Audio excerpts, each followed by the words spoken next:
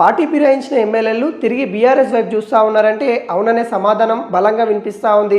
BRS పార్టీని కాదని, BRS కండువ కాదని ఇటు కాంగ్రెస్ కండువ కప్పుకొని వెళ్ళిన ఎమ్మెల్యేలు ఎవరైతే ఉన్నారో వాళ్ళు ఇప్పుడు మరియు తిరిగి బీఆర్ఎస్ వైపు చూస్తున్న నేపథ్యం కనబడతా ఉంది. దానిలో భాగంగానే పోచారం శ్రీనివాస్ రెడ్డి చేసిన వ్యాఖ్యలు ఇప్పుడు చర్చనీయంగా అంశంగా మారాయి. తాను ఏ పార్టీ కండువ కప్పుకోలేదని, తప్పని పరిస్థితిలో జాతీయ జెండానే తను కప్పుకున్నానని, వాళ్ళ యొక్క నియోజకవర్గ అభివృద్ధి కోసం తప్పని పరిస్థితులలో ఆ కండువ కప్పుకున్నాను అంటూ తను చేసిన వ్యాఖ్యలు ఇప్పుడు దుమారం రేపుతా ఉన్నాయి. తిరిగి బీఆర్ఎస్ వైపు చూస్తూ ఉన్నారనే వాటికి కొన్ని ప్రశ్నలు తలెత్తుతా ఉన్నాయి.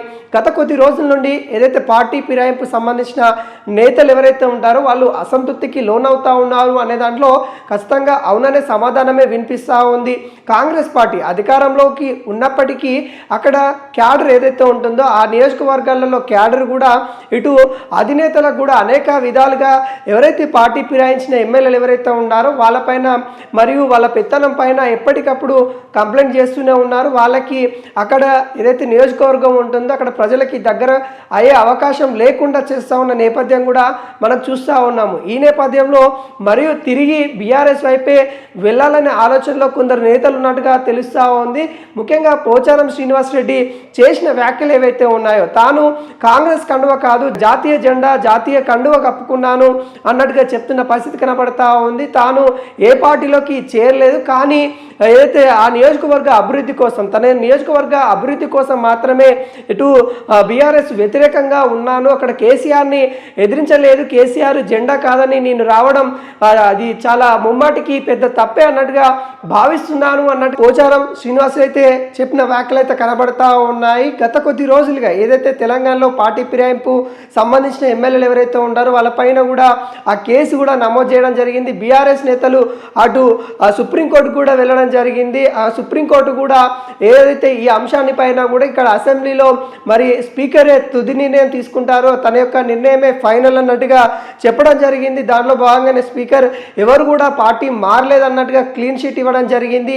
ఈ నేపథ్యంలో ఎవరిపైన కూడా వేటు పడలేదు, ముఖ్యంగా వేటు పడుతుందని కూడా భావించినప్పటికీ కూడా ఎవరు కూడా పార్టీ మారలేదు, వాళ్ళు ఇటు బీఆర్ఎస్ పార్టీలోనే ఉన్నారు అంటే స్పీకర్ నిర్ణయం తీసుకోవడం ఈ నేపథ్యంలో చాలా చర్చనీయంగా అంశంగా తెలంగాణలో జరిగిందని కూడా చెప్పుకోవచ్చు.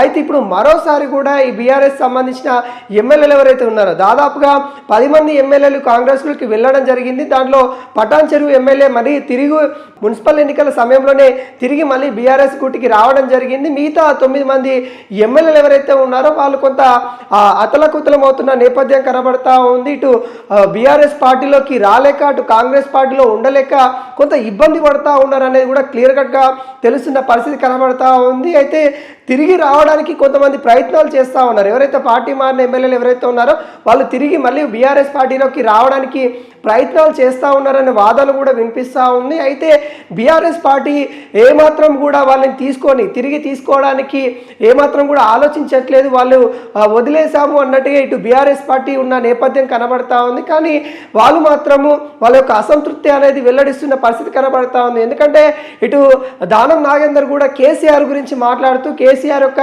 నాయకత్వం గురించి కూడా మాట్లాడుతూ, కేసీఆర్ ఫామ్ హౌస్లో ఉన్నా ఎక్కడున్నా కానీ తన వ్యూహం బలంగా ఉంటుంది, ప్రజలకి దగ్గరలోనే ఉంటారు అంటూ కేసీఆర్ని వర్ణిస్తూ మాట్లాడిన మాటలు కూడా మనం చూస్తూ ఉన్నాం. అంటే ఎవరైతే పార్టీ మారిన వాళ్ళ నేతలు ఎవరైతే ఉన్నారో వాళ్ళందరూ కూడా కేసీఆర్ అంటే అభిమానం, కేసీఆర్ అంటే చాలా గొప్ప వ్యక్తి అన్నట్టుగా వాళ్ళ భావన అనేది క్లియర్ కట్గా భావ ప్రకటన అనేది బహిరంగానే చేస్తూ ఉన్న నేపథ్యం కనబడతా ఉంది. ఈ పరిస్థితులలో మరి మళ్ళీ తిరిగి బీఆర్ఎస్ పార్టీకి వచ్చే ఆలోచనలో ఉన్నారనే ప్రశ్నలు అయితే ఉత్పన్నమవుతున్న నేపథ్యం అయితే మనం చూస్తూ ఉన్నాము. ఇటు ఏదైతే సంబంధించిన నేతలు ఎవరైతే ఉన్నారో పార్టీ ఫిరాయించిన నేతలందరూ కూడా ఇటు బీఆర్ఎస్ గుట్టికి వచ్చే ఆలోచనలో ఉన్నారా, లేకుంటే అక్కడ కాంగ్రెస్ పార్టీలో వాళ్ళకి అవకాశం రావట్లేదు అనే వాటిపైన కూడా చర్చలు అయితే జరుగుతూ ఉన్న పరిస్థితి కనబడతా ఉంది. మరి చూడాలి మరి తిరిగి మరి వస్తారా లేకుంటే, ఎందుకంటే బీఆర్ఎస్ పార్టీలో ఎవరైతే పార్టీ మారిన ఎమ్మెల్యేలు అందరూ కూడా కీలక పాత్రలు గతంలో ప్రభుత్వం ఉన్నప్పుడు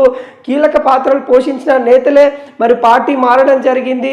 ఆ పార్టీ మారి కూడా అక్కడ ఇబ్బందులు తలెత్తా ఉన్న నేపథ్యంలో మరి తిరిగి బీఆర్ఎస్ పార్టీలోకి రావడానికి ఇలాంటి వ్యాఖ్యలు చేస్తూ ఉన్నారు అన్నట్టుగా కొంత వాదన వాదనలు అయితే వినిపిస్తూ ఉన్నాయి. మరి చూడాలి ఏ విధంగా ఉండబోతా ఉంది. ఇప్పటికైతే అటు అతను చేసిన వ్యాఖ్యలు ఏవైతే ఉన్నాయో ఇప్పుడు కొంత చర్చనీయంగా అంశంగా మారిందని కూడా చెప్పుకోవచ్చు.